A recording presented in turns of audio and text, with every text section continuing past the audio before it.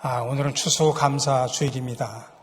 우리 설교를 하기 전에 몇몇 성도들, 모든 성도들의 감사 이야기를 다 담았으면 좋겠는데 시간이 짧아서 몇 분만 감사의 이야기를 담아서 영상으로 들려드립니다.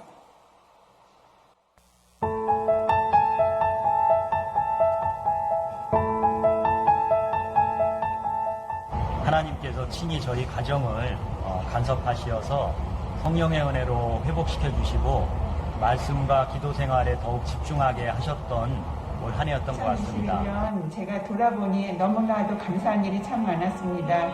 무엇보다도 저희 가정 모두 식구가 건강하게 지내게 하시고 또 딸내 가정이 믿음으로 잘 세워지게 하시니 참으로 감사합니다. 아들의 힘든 일이 있었지만 승소하였고 사이로 승진하여 하나님께 정말 감사한 한 해였습니다. Shalom.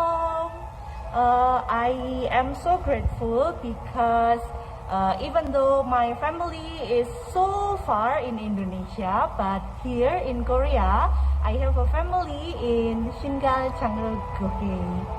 Thank you so much. 2021년 한 해 동안 가족의 건강과 제 건강을 지켜주심을 감사드립니다. 또 이렇게 교회에 나와서 봉사와 사역을 할 수 있도록 여건 주심을 또한 감사드립니다. 올 한 해도 정말 이렇게 건강으로 저희 가정 지켜주셔서 감사드리고 앞으로도 저희 믿음 안에서 바로 서는 가정 될 수 있게 도와주세요. 감사드립니다. 감사합니다. 올 한 해 어디 아픈 데 없이 건강하게 한 해를 잘 지냈고 이제부터 교회에 나와서 사람들을 만날 수 있음에 감사합니다. 하나님 감사합니다. 2021년 맛있는 거 많이 먹게 해주셔서 감사합니다. 저는 코로나인데도 3학년이 됐는데 학교 가서 친구들을 만날 수 있어서 참 감사했어요.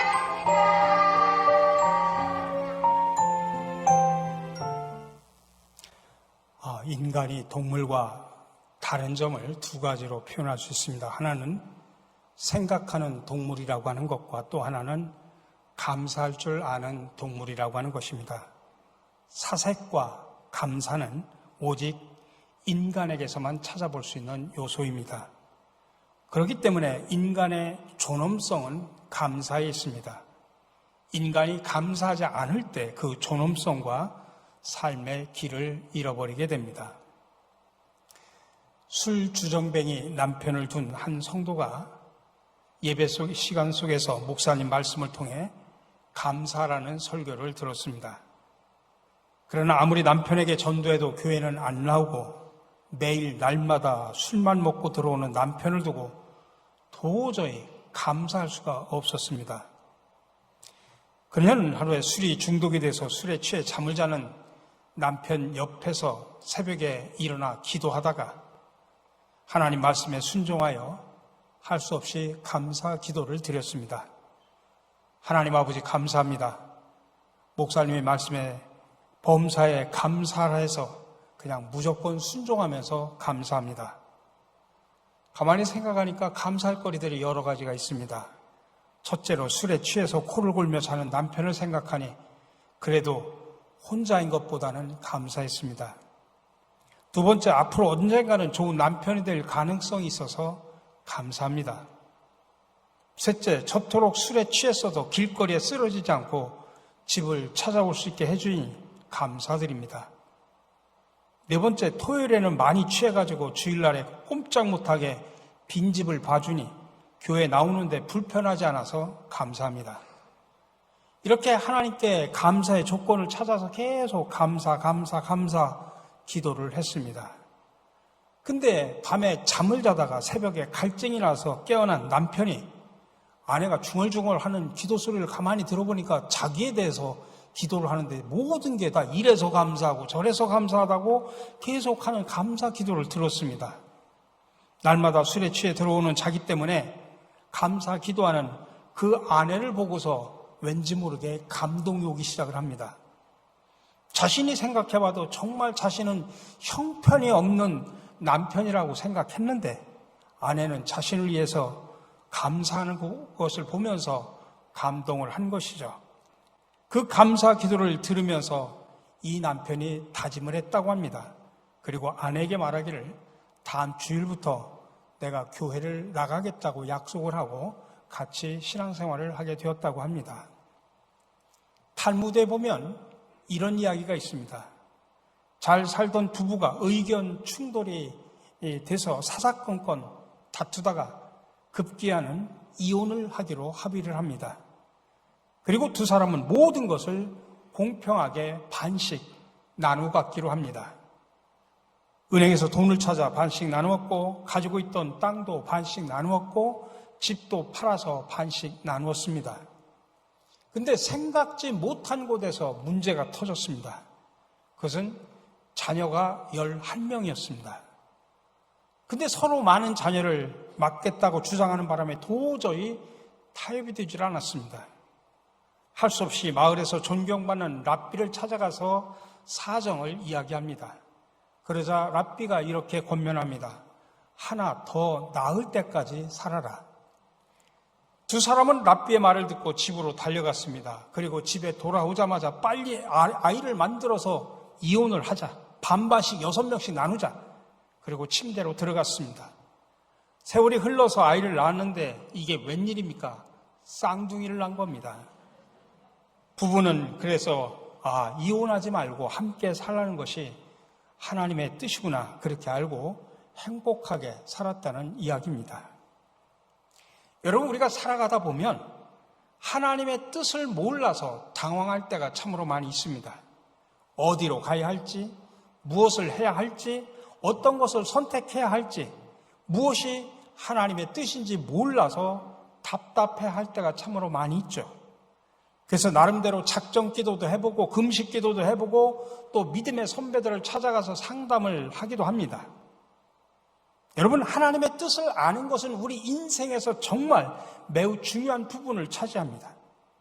근데 여러분 기억하십시오. 작정 기도하지 않아도, 금식 기도하지 않아도, 믿음의 선배들을 찾아가서 상담하지 않아도 알 수 있는 하나님의 뜻이 있습니다.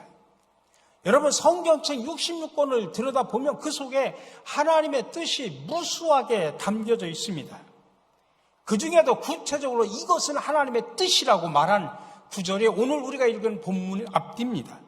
데살로니가전서 5장 16절부터 18절에 보면 항상 기뻐하라, 쉬지 말고 기도하라, 범사에 감사하라, 이것이 그리스도 예수 안에서 너희를 향하신 하나님의 뜻이니라라고 분명하게 말하고 있습니다. 하나님의 뜻이, 우리를 향한 하나님의 뜻이 세 가지입니다. 기뻐하는 것, 기도하는 것, 범사에 감사하는 것입니다. 그래서 저는 오늘 추수감사주의를 맞이해서 감사라고 하는 것에 초점을 맞춰서 감사는 하나님의 뜻이라는 제목으로 말씀을 나누고 함께 은혜를 받고자 합니다. 데살로니가, 오늘 본문에 바로 나오는 데살로니가 교회는 AD 50년경 사도 바울이 2차 선교 여행 시에 약 3주 동안 머물면서 세운 교회입니다. 바울이 데살로니가에 있는 유대인의 회당에서 3주 동안 성경 말씀을 가지고 십자가에 달려 죽으셨다가 부활하신 예수 그리스도에 대해서 증거를 합니다. 그러자 그때 당시 그곳에 살고 있던 고위층의 경건한 헬라인 많은 사람들, 그리고 귀부인들이 바울과 실라를 따르게 됩니다. 바울 일행의 영향력이 데살로니가 도시 전체에 퍼지기 시작을 합니다. 그런데 이 바울의 일행을 싫어하는 사람들이 있었습니다. 바로 유대인들이었습니다. 그들은 불량배를 동원해가지고 야손의 집에 숨어있던 바울 일행을 침입해가지고 끌어내려고 합니다. 근데 결국 바울 일행을 찾지 못하자 야손과 형제들을 끌고 가서 그들에게 소리를 칩니다. 천하를 어지럽게 하던 이 사람들이 여기에 왔다. 당시의 소아시아 지역은 로마의 식민지 상태였습니다. 로마 황제는 곧 세상을 통치하고 지배하는 절대적인 신과 같은 존재였습니다. 근데 바울 일행이 돌아다니면서 설교를 뭐라고 이야기하냐면 로마 황제가 아닌 예수 그리스도가 메시아다. 다시 말하면 예수 그리스도가 왕이 되심을 선포했던 것입니다. 유대인들이 보기에는 황제 숭배를 거부하고 반역을 도모하는 자들로 여겨진 것입니다. 유대인들의 말을 들은 그 지역의 무리들과 리더들이 그래서 소동을 일으킵니다. 이 모든 이야기가 사도행전 17장에 다 기록이 되어 있습니다. 할 수 없이 바울 일행은 야반도주를 해가지고 베레아로 갑니다. 근데 데살로니가에 있는 유대인들이 바울 일행이 다시 베레아에서 복음을 전한다는 소식을 듣습니다. 그러자 무리를 움직여서 복음을 전하지 못하도록 방해 공작을 펴니다. 그래서 할 수 없이 바울은 믿음의 아들인 디모데를 거기다 남겨두고 자기는 아테네로 떠납니다. 그리고 다시 고린도 지역으로 돌아옵니다. 그곳에서 바울은 디모데를 통해서 데살로니가 교회 소식이 어떤지 궁금했습니다. 근데 그 소식을 들었습니다. 뜻밖의 소식을 들었는데 불량배까지 동원해서 복음을 전하지 못하도록 극심한 핍박을 당했던 데살로니가에 복음의 역사가 지금 일어나고 있다고 하는 기쁜 소식입니다. 그들은 공동체 안에서 믿음의 역사와 사랑의 수고와 소망의 인내가 넘치는 교회가 되었다는 기쁜 소식입니다. 바울은 너무 기뻐서 기도할 때마다 하나님께 감사하며 그들을 기억을 했습니다. 데살로니가 교인들은 환난 가운데서도 성령의 기쁨으로 말씀을 받습니다. 그 말씀을 사람의 말로 받지 않고 하나님의 말씀, 살아계신 말씀으로 받아들이면서 아멘 아멘 했습니다. 그리고 주를 본받는 자가 되었습니다. 사도 바울은 이런 데살로니가 교인들을 칭찬합니다. 근데 문제는 데살로니가 교회 가운데 아직도 극심한 핍박과 환난이 계속되고 있다고 하는 것입니다. 바울 일행이 핍박을 받은 것처럼 유대인들에 의해서 데살로니가 교인들이 극심한 환난 가운데 고통을 받고 있다는 소식입니다. 이처럼 힘들고 감당하기 어려운 상황 속에 직면한 데살로니가 교인들을 향해서 바울이 오늘 결론적으로 한 말씀이 오늘 우리가 읽은 본문의 말씀입니다. 그러면 왜 바울은 지금 핍박과 박해 속에서 죽어가는 그들을 보면서 어떻게 보면 그들을 위로해주고 격려해주고 소망을 줘야 되는데 그런 말은 일체하지 않고 그냥 기뻐하라, 쉬지 말고 기도하라, 범사에 감사하라 그렇게 말을 했을까요? 아니, 여러분들이 만약에 지금 그런 상황 속에 있는 데살로니가 교인들이라고 하면 바울의 이런 권면 정말 야속하게 들리지 않을까요? 지금 자기들은 목숨을 걸고 복음을 전하고 지키고 있는데 엉뚱하게 항상 기뻐하라, 범사에 감사하라 뭐 이런 이야기를 하고 있으니 그게 말이 되는 소리입니까? 그리고 주님 오실 때까지 거룩하고 흠이 없는 모습으로 보존하라고 하는 이 바울의 권면은 솔직히 말하면 잘 이해가 되질 않습니다. 그럼에도 불구하고 바울은 왜 그들에게 범사에 감사라고 이야기를 했을까요? 이유는 두 가지입니다. 하나는 첫 번째로 감사는 하나님께로 나가는 문이기 때문입니다. 다윗은 시편에서 이렇게 노래를 합니다. 감사함으로 그의 문에 들어가며 찬송함으로 그의 궁정에 들어가서 그에게 감사하며 그의 이름을 송축할지어다. 그렇죠, 여러분. 우리도 내가 육신이 병들었을 때 진짜 명의를 만나면 기쁘고 힘이 납니다. 또 내 인생의 갈 길을 정하지 못하고 방황하고 고민할 때 훌륭한 인생의 스승을 만나면 안심이 되죠. 내가 마음의 아픔과 상처로 지쳐 있을 때 조용히 다가와서 손 내밀어 주는 그런 친구가 곁에 있어도 힘이 납니다. 근데 다윗을 보십시오. 다윗은 누구보다도 인생의 수많은 위기와 아픔을 경험했던 사람입니다. 다른 사람도 아닌 자기의 장인어른인 사울 왕으로부터 억울하게 쫓겨 10년 동안 도망다녔습니다. 인생 말년에는 아들이 쿠데타를 일으켜서 압살롬의 반역으로 맨발로 도망치는 신세가 됐고 자기 목숨을 부지하려고 이방 나라로 도망가서 침을 질질 흘리면서 미친 사람 행동까지 했습니다. 때로는 원수들로부터 둘러싸여 진퇴 양난에 빠지기도 했습니다. 근데 이런 인생의 모든 문이 닫혀있는 그런 상황 속에서 이 닫힌 문을 활짝 여는 마스터 키를 그는 발견하게 됩니다. 마치 사막에서 오아시스를 발견하는 것처럼 다윗은 그것을 발견하고 하나님 앞에 찬양합니다. 노래합니다. 그 마스터 키가 뭐냐? 바로 감사라는 것입니다. 그래서 오늘 시편 100편에서 말하기를 감사함으로 그의 문에 들어가며 찬송함으로 그의 궁정에 들어가서 그에게 감사하며 그 이름을 송축할지어다라고 고백하는 것입니다. 감사와 찬송이 하나님의 궁정에 들어가는 문이라는 이야기입니다. 우리를 지으시고 기르시고 주의 백성 삼으신 하나님은 감사하는 사람에게만 그의 궁정으로 초대하신다. 감사하는 자만이 천국 전체에 초대를 받는다고 하는 것입니다.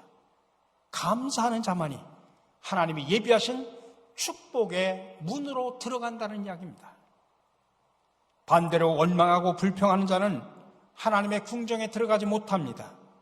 천국은 오직 범사에 감사하는 자에게만 열려 있다는 사실을 기억하시기 바랍니다.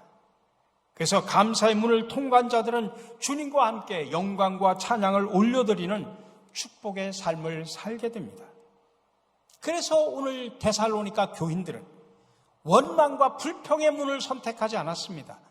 감사의 문을 선택했습니다. 그들이 예수님 때문에 환난과 핍박을 받았지만은 그들은 절대로 원망하거나 불평하지 않았습니다. 오직 믿음으로 견고하게 일어섰습니다. 그리고 서로 사랑의 수고를 통해 돌아보고 위로하고 격려했습니다. 다시 오실 부활의 주님에 대한 흔들리지 않는 소망을 가지고 인내했습니다. 그 결과 데살로니가 교인들은 주님을 본받는 소문난 교회, 소문난 그리스도인들이 되었다고 하는 것입니다. 두 번째는 감사는 하나님께 영광을 돌리는 삶이기 때문입니다. 여러분, 감사는 다른 게 아니라 선택입니다. 여러분 인생 앞에 어떤 인생의 메뉴판이 펼쳐져 있습니까? 그것을 원망과 불평의 렌즈로 바라보면 모든 게 다 비판거리고 슬픔과 탄식뿐입니다. 그러나 감사의 렌즈로 들여다보면 거기에 기쁨이 있고 찬양이 있고 은혜가 넘칩니다. 그래서 천국과 지옥의 차이는 감사의 렌즈가 나에게 있느냐 없느냐의 차이일 뿐입니다. 그러니 사랑하는 성도 여러분, 여러분은 지금 어떤 렌즈를 끼고 살아가고 계십니까? 부디 바라기는 아무리 힘들고 어려운 상황이라 할지라도 범사에 감사하기로 선택하십시오. 감사의 렌즈를 끼고 살아가시기를 간절히 바랍니다. 그것이 바로 하나님이 예비하신 궁정으로 들어가는 문이요, 이 땅에서 주님이 주시는 위로와 평안과 기쁨을 누리는 비결입니다. 아무리 힘들어도 감사하기로 결단하면 그 속에 하나님의 능력이 머물게 됩니다. 하나님이 곁에서 도와주십니다. 여러분, 똑같은 상황 속에서 불신자들은 원망과 불평을 하고 재수가 없다고 이야기합니다. 그러나 하나님의 사람들은 그럼에도 불구하고 감사합니다. 아니, 그대로 감사합니다. 나를 구원하신 하나님, 여기까지 지켜주시고 보호하시고 인도하신 하나님, 앞으로 더 좋은 것으로 채워질 것을 믿고 믿음을 가지고 있기에 더욱더 감사하는 것입니다. 그리고 그런 모습들을 보면서 사람들은 도전을 받습니다. 위로를 받습니다. 소망을 받습니다. 이게 바로 하나님께 영광을 돌리는 삶입니다. 1704년 독일의 베냐민 슈몰크 목사님 네 분이 하루는 신방을 갔다가 집에 돌아와 보니 집이 홀라당 다 불타버렸습니다. 근데 어린 형제가 집에 있었는데 아무리 불러봐도 대답이 없었습니다. 혹시 하고 잿더미를 들춰보니까 두 어린 형제가 서로 부둥켜 안고 불에 타 죽어버렸습니다. 그 두 어린 아들의 시신을 앞에 놓고 망연자실합니다. 별 생각이 다 스쳐갑니다. 하나님 어떻게 나에게 이럴 수 있습니까? 순간 분노와 서운함과 의문이 막 올라왔습니다. 인간적인 오기도 서려왔습니다. 그런 생각이 휩싸이자 온몸에 막 소름이 끼쳐왔습니다. 근데 그 순간 또 한 가지 생각이 스쳐 지나갔습니다. 아, 여기에 하나님의 어떠한 뜻이 계실까? 그런 생각을 하는 순간 마음의 평온이 찾아왔습니다. 그리고 영감이 흘러넘칩니다. 그때 주어진 감동의 영감을 글로 적어놨습니다. 그 글이 내 주여 뜻대로 행하시옵소서. 온 몸과 영혼을 다 주께 드리니 이 세상 고락한 주 인도하시고 날 주관하셔서 뜻대로 하소서. 여기 이 글에다가 훌브루크라고 하는 분이 곡을 붙여서 만든 것이 오늘 우리가 부르는 찬송가 549장의 찬양의 내용입니다. 우리 사랑하는 성도 여러분, 행복이나 기쁨이나 감사의 삶은 그냥 얻어지는 것이 아닙니다. 주어진 환경에 대해서 내가 어떻게 반응하느냐에 달려 있습니다. 인간적인 생각으로는 원망과 불평할 수 있지만 그 속에서 다가오시면서 손 내미시는 주님의 음성을 듣는 사람은 감사할 수 있습니다. 주님의 위로의 손길을 터치하는 사람은 다시 일어설 수 있습니다. 그래서 어떤 상황 속에서도 감사를 할 수 있습니다. 오늘 왜 주님께서는 바울을 통해서 핍박과 환난이 여전히 계속되는 데살로니가 교인들을 향하여 범사에 감사라, 이것이 하나님의 뜻이라고 강조를 하셨을까요? 감사의 문을 통과하는 자만이 주님의 잔치를 맛볼 수 있기 때문입니다. 그 감사의 문을 통과한 자에게만 주시는 놀라운 축복이 있기 때문입니다. 그리고 그러한 삶이 하나님께 영광 돌리는 삶이기 때문입니다. 우리 사랑하는 성도 여러분, 혹시 여러분의 감사의 GPS는 켜져 있습니까? 꺼져 있습니까? 아니, 원망과 불평의 GPS가 나를 이끌고 가고 있지는 않습니까? 그렇기 때문에 여러분 무조건 감사를 선택하십시오. 어떤 상황 속에서도 감사의 렌즈를 끼고 감사로 살기로 결단하십시오. 그리고 감사의 기도를 올려드리십시오. 감사의 글도 써보시기 바랍니다. 감사는 하나님이 기뻐하시는 뜻입니다. 그래서 바울은 골로새서 교인들에게 이렇게 촉구합니다. 믿음에 굳게 서서 감사함을 넘치게 하라. 이 시간 믿음으로 감사를 선택하십시오. 별빛을 주신 하나님께 감사하면 달빛을 주시고, 달빛을 주신 하나님께 감사하면 햇빛을 주십니다. 햇빛을 주신 하나님께 감사하면 영원한 천국의 영광을 주십니다. 감사하는 자에게 주시는 더 놀라운 은혜와 기쁨을 누리며 나누며 살아가는 저와 여러분들이 되시기를 주님의 이름으로 간절히 축원합니다.